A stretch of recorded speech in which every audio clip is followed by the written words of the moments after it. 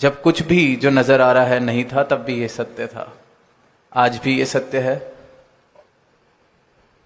और आगे भी।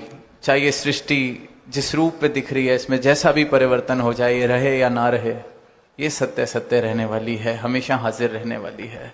इसलिए सिर्फ सत्य इसे कहा जा सकता है। बाकी जो कल नहीं था, आज है और कल नहीं होगा, वो क्षणिक है, क्षणभंगुर है। और जब इंसान अपने जीवन में देखता है जो कुछ भी वो बटोर रहा है, जो भी उसके पास है, जिस चीज के लिए वो भाग रहा है, जिस चीज के लिए जीवन जी रहा है, जिस चीज के लिए सुबह उठ रहा है, जिस कार्य के लिए सुबह उठ रहा है, जो भी कर रहा है अपने जीवन में, इंसान अगर थोड़े ध्यान से देखे तो वो देख लेगा कि वो सारी की सारी चीजें, उसमें से कुछ भी ऐसा नहीं है जो कल की गारंटी हो, जिसकी कि कल होगा। संतान कल नहीं थी मेरे पास, आज है, कल का नहीं पता, मैं होऊंगा या संतान रहेगी, बदल जाएगा। धन दौलत कल नहीं थी, आज है, कल थोड़ी थी, आज ज्यादा है, परसों या तो ज्यादा हो जाएगी या कम हो जाएगी। फेर बदलाव, ये बदलाव ही संकेत है कि ये मिथ्य है, बदल रहा है।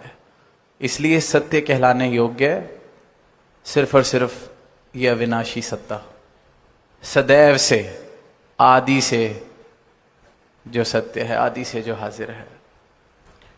तो ये जो संतों की वाणी है, सदगुरु का इस धरा पे आना है, वो मानव को सिर्फ इसी बात के लिए चेतन कर रहा है, करते आए हैं कि मुबारक है जो बटोरा जा रहा है। अब जीवन मिला है तो सुबह उठने का कोई कारण भी चाहिए, वरना करेंगे क्या। पर ये पता हो कि ये जितने कारण मैंने बना रखे हैं, इसमें से कुछ सत्य नहीं है। और ये जानते हुए ऐसा हो नहीं सकता कि इंसान के अंदर वो आवाज ना आए, वो ध्यान ना आए कि फिर सत्य क्या है, वो सवाल ना आए कि सत्य क्या है। जिसने ये जान लिया, जिसने ये एहसास कर लिया कि सही मायनों में तो जो भाग दौड़ चल रही है, सही मायनों में तो जो बटोरा है, सही मायनों में तो जो मेरे पास आज है, चाहे धन है, दौलत है, डिग्री है, रिश्ते हैं, नाते हैं, संतान है, सदैव सत्य रहने वाला तो इसमें से कुछ भी नहीं।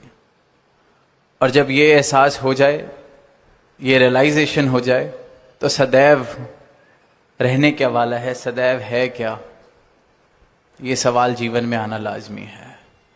तो यही सवाल जिस जिस जीवन में आया है, जवाब तो एक क्षण में मिल जाता है। हम सुनते आ रहे हैं, जितने सत्संग किसी ने भी अगर संतों की वाणी सुनी है, आज भी सुनी है, तो यही कहा जा रहा है कि सत्य को जानने में तो एक क्षण लगता है, जीवन कई बार निकल जाता है, वो आवाज आने में, वो जिज्ञासा आने में, वो एहसास होने में कि मेरे पास सत्य नहीं है। सत्य मिलने में तो एक क्षण, ये परमात्मा मिलने में तो एक क्षण। पर इस परमात्मा को मैं प्राप्त कर सकूं, वो योग्यता, वो पात्र मैं हूं कि नहीं, वो पात्रता पाने में पूरा पूरा जीवन निकल जाता है। क्योंकि इंसान इस मिथ्य को ही सत्य मान के अपना जीवन जीता चला जाता है। फिर कितनी बार उसको बोल लिया जाए कि मानव जन्म अनमोल है, होत ना बारंबार, बड़े भाग मानस तन पाया, सुर दुर्लभ सदग्रंथ ये गाया। आज भी सुना, भाई पर आपत मानुक दे हुरिया, गोविंद मिलन की ये तेरी बरिया। किसी भी तरीके से, किसी भी भाषा में, किसी भी आवाज में, समय में इंसान को ये बोला जाए, जब तक वो जागने के लिए तैयार नहीं है, तब तक नहीं जगाया जा सकता। दास अक्सर एक बात कहता है कि जो सो रहा है उसे जगाया जा सकता है, पर जिसने जिद की हुई है ना उठने की, आंख बंद करके लेटे रहने की, उसे नहीं उठाया जा सकता। अपने ही जीवन में देखें, कई बार सुबह उठना होता है, किसी को बोला भी होता है उठा दो, वो उठा भी देता है, पता भी है कि उठना है, फिर भी उठ के दोबारा सो जाते हैं। रोज का काम है हमारा। तो जो 84 लाख योनियों से सोया हुआ है वो अपनी नींद कैसे छोड़ देगा? वो कैसे उठाने के बाद वापस सोने नहीं चला जाएगा? हमारा तो शरीर हमारे बस में नहीं। उठ के फिर सो जाते हैं। दास को अपनी ही बात स्कूल के दिनों की, बस 10 मिनट में उठते हैं, फिर जब स्कूल से वापसी का टाइम हुआ तभी नींद खुली। एक नहीं कई बार हुआ, पर जीवन में ये अवसर एक ही बार मिलना है। स्कूल तो अगले दिन फिर चले जाते थे। इस जीवन में इन श्वासों के चलते चलते अगर नहीं जागे, जगाने के बावजूद फिर सो गए, तो कुछ हाथ पल्ले नहीं आने वाला। फिर जो मेरे जीवन की दास्तान है, मेरे जीवन का जो लेखा जोखा है, वो सिर्फ और सिर्फ उन चीजों से भरा होगा जो आने जाने वाली हैं, क्षणभंगुर हैं, असत्य हैं, मिथ्य है। तो जब नाता ही आने जाने वालों से जोड़ा, तो फिर मेरी भी इस आत्मा का आना जाना चलते रहना है। ठहराव, स्थिर इस प्रभु परमात्मा से अगर रिश्ता नहीं जोड़ा, तो मुक्ति, ठहराव मेरे जीवन में भी नहीं आने वाला। तो ये जीवन अनमोल इसीलिए है क्योंकि इसके अंदर ये प्राप्ति की जा सकती है, ये फर्क देखा जा सकता है, मिथ्या को सत्य से अलग करके देखा जा सकता है, और सत्य का बोध हो जाए तो ये जीवन जीते जी मुक्त हो जाता है, और ये मुक्ति के सब हकदार हैं। अनेक भ्रमों ने, अनेक ऐसी चीजों ने हमें घेरा हुआ है। अभी कुछ दिन पहले ही दास ने वो एक उदाहरण लिया कि एक बच्चा जब पैदा होता है तो वो ना सिंधी होता है, ना मराठी होता है, ना वो हिंदू होता है, मुसलमान होता है, कोई भी उस पे छाप नहीं होती। तो परमात्मा ने तो सबको एक जैसा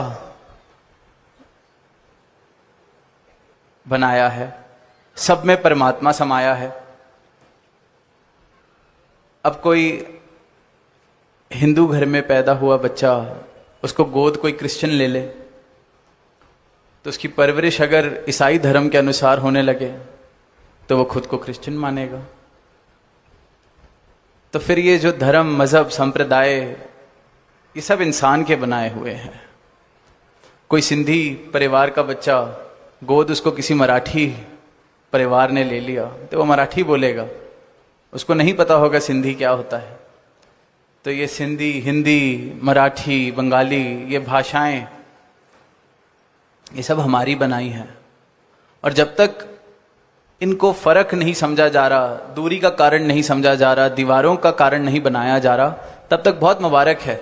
we can celebrate and accept this diversity.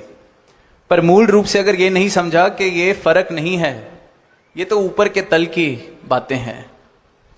मेरी बोली क्या है, मेरी भाषा क्या है, मेरा रंग क्या है, मेरा कुल क्या है, ये तो सामाजिक प्रक्रियाएं हैं, समाज ने बनाई हुई फॉर्मेलिटीज हैं। ये सत्य नहीं, ये मेरी पहचान नहीं। पहचान तो सबकी एक, जात तो सबकी एक, ये परमात्मा, ये परमात्मा मेरी जात है, हम सबकी जात है, क्योंकि इसी ने ये सृष्टि बनाई है, इसी ने मुझे बनाया है। कण कण में ये परमात्मा समाया है और घट घट में ये परमात्मा समाया है। ये ऐसा नहीं है कि मराठी बोलने वाले के घट में कोई और परमात्मा समाया है या कोई और सत्ता समाई है, पंजाबी बोलने वाले में कोई और सत्ता समाई है। सब में एक, ये एक सत्य, ये एक अविनाशी परमात्मा बस रहा है, कोई फर्क नहीं। पर हालत देखते हैं, आज गीत की भी पंक्तियां सुनी कि राम जाने आदमी को क्या हुआ। ये क्या हुआ आदमी को, जिसको इंसान को परमात्मा ने अपना रूप बना के भेजा, ये अवसर दिया कि मुझे प्राप्त कर। पैदा हुआ तो उस पर कोई चिन्ह नहीं थे, कोई छाप नहीं थी, कोई धर्म नहीं थे, कोई मजहब नहीं थी।